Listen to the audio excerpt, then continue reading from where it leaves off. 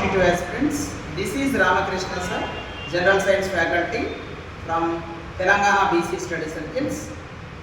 ఇప్పుడు మనం stem cells గురించినటువంటి ఇన్ఫర్మేషన్ తెలుసుకోబోతున్నాము. అసలు what is the meaning of stem cells?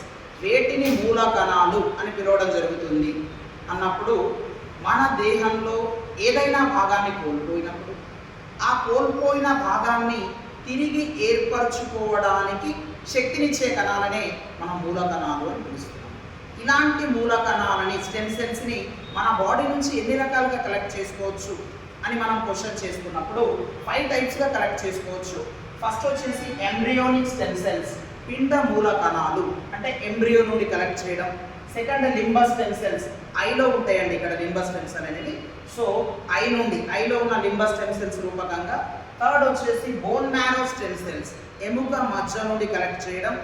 Fourth one amniotic stem cells, ఉల్పద్రవం నుండి.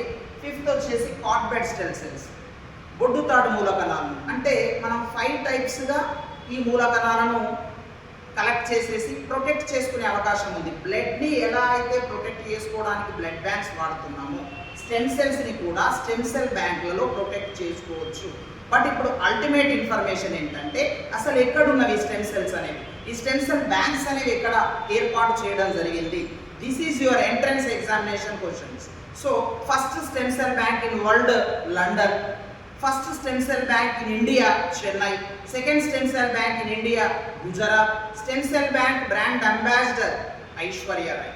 ఓకే, సో ఇదండి మన స్టెమ్ సెల్స్ మీద క్వశ్చన్ అనేది ఈ రూపకంగా అడగడం జరుగుతుంది. ఇది మీకు 100% ఎగ్జామినేషన్లో యూజ్ అవుతుంది. ఓకే.